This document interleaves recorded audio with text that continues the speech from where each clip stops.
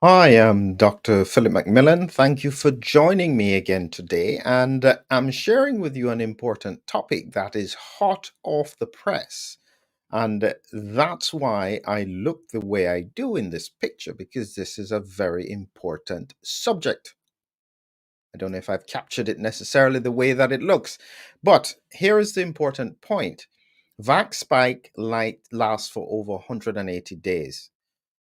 I'll tell you what, there are a number of researchers across the world who are doing and asking the hard questions. And one of them was at our recent conference. It's Dr. Carlo Brogna and his team. He's from Italy.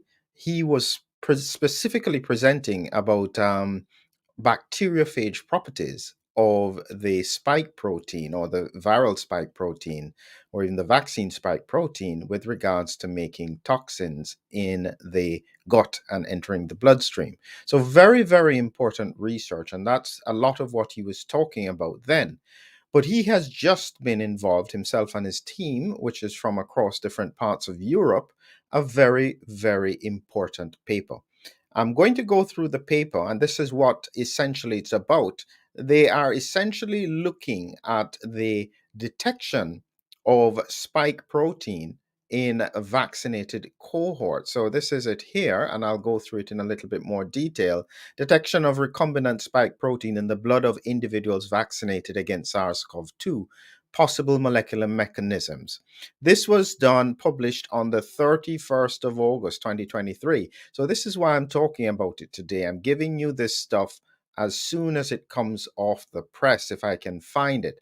And so it's because of the connection. I was lucky to get this information through some of the other speakers, Joachim, who has coordinated a lot of the speakers for the last conference. And so it's very valuable for us to look at that. Before I go any further, though, I'd like to remind you that next week, Thursday, I'm doing my presentation on the infertility vax nightmare. And again, this is tying into what it is that we are seeing from a scientific point of view.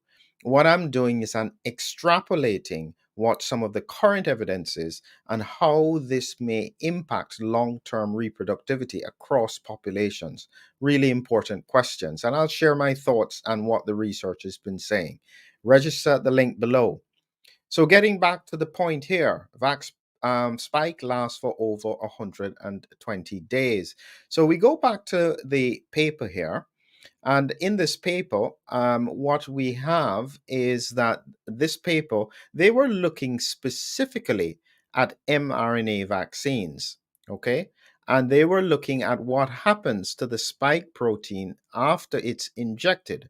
Now, these were small cohorts, 20 who are vaccinated, 20 who are unvaccinated, but one can extrapolate what it means. And most critically, the question is, why was this research not done by the industry early on? We were told quite categorically that the vaccine stays exactly where it was supposed to be in the deltoid muscle after injection. It seems as though they didn't check. And this probably was an early assumption based on the animal models or something. I'm not sure. But how can that question not have been thoroughly answered? I cannot understand how regulators missed not doing the checks. There were so many people vaccinated, 13 billion doses, and nobody thought to check to see what happens to the spike protein after injection. So let's just show a little bit about what it is that they were specifically looking at. So I have here, this is an image from the paper. They show here the injection site. The mRNA vaccines are being injected.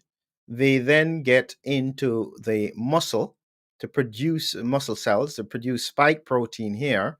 And the spike protein is picked up by antigen presenting cells, which will then stimulate other B cells and T cells to become reactive to the spike protein. Perfect. Inside the cell, this here would represent the mRNA.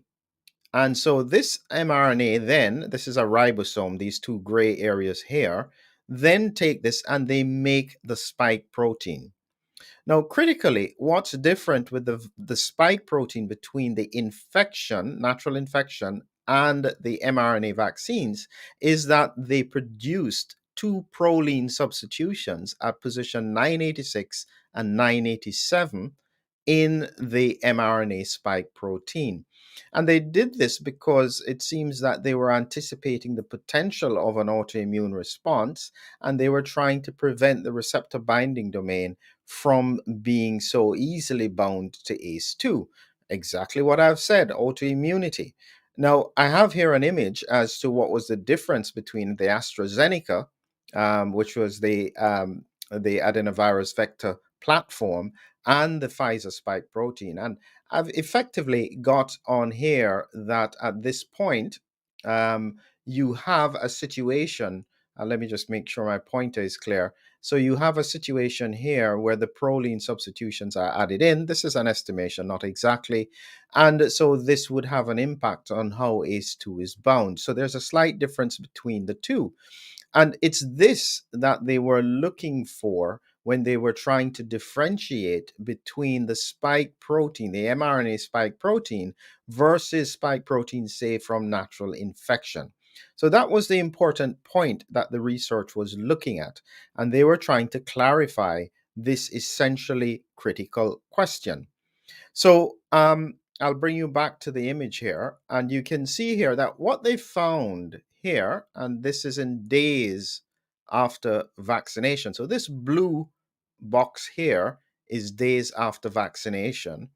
And you can see here that in terms of days, the lowest number of days that they found in that cohort of 20 was 69 days. Well, it looks a little bit, yeah, 69 days here, up to 187 here.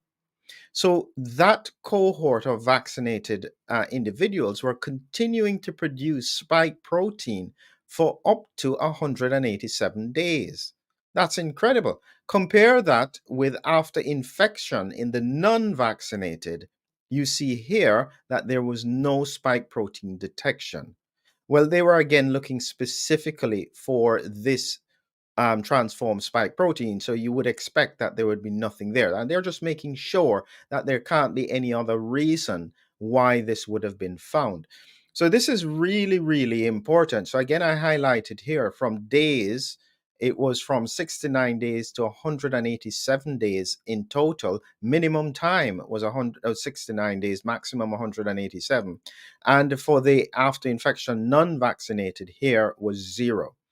So, this is an extremely critical piece of information because, one, it demonstrates that the vaccine spike protein seems to not be fully degraded by the immune system, which was therefore one of the concerns that we could have had. And so, what you would therefore see, and this is now this is my image where I have got in here, these are the spike proteins I've just added into the bloodstream, floating around in the bloodstream. And it's likely to not be the full spike protein. It's like to be fragments of the spike protein. What happens if it gets lodged in the brain or in the kidney or in the lungs or in the heart? All of these questions are extremely important to try and clarify. What implications does that have long term? And that's why it seems that in the vaccinated cohort, especially it seems with the mRNA vaccines, they are unable, or their immune system is no longer trying to stop the spike protein from circulating. That's very concerning because it would potentially explain why we're seeing higher rates of infection across the world in highly vaccinated regions, because the immune system is no longer trying to fight the spike protein, which is in theory the most immunogenic part of the virus. And so therefore the immune system will ignore the virus when infection comes. That is exactly why I am extremely concerned over the next few months as we see a rise in the cases of infection across the vaccinated world, because this is not happening in Africa, this is not happening in Papua New Guinea, which have extremely low levels of vaccination. So there needs to be an acknowledgement in the scientific community as to why this is primarily occurring in highly vaccinated regions. It's inconvenient, I understand. It may not fit with a narrative, I understand. But science doesn't do narratives. You just look objectively at what is occurring and you try and understand the mechanisms that are related to it. So these are very important points. And again, I'm just giving you a heads up on this very important research. I'll share with you the final point that they asked. And this was the question from the paper. They have thought that there are three potential causes of this. One is that the mRNA spike protein or the mRNA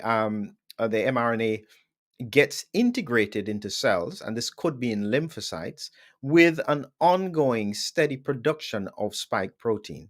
That would probably be the most serious outcome.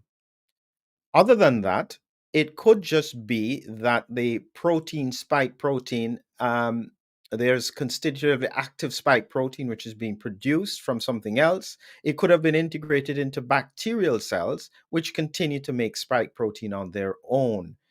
Whichever way we take it, it seems that the spike protein is by far the most dangerous part of the virus. It's what, in my research, triggers the autoimmune responses, including ACE2, but not just ACE2, but up to 12 proteins. Actually, it's rising to over 20 different proteins that can interact with it. And so we have potentially a very serious situation lying in front of us. These are challenging times. But one of the important things that we need, and I will challenge any scientist, any doctor you come across, it is no longer a time for us to be playing politics.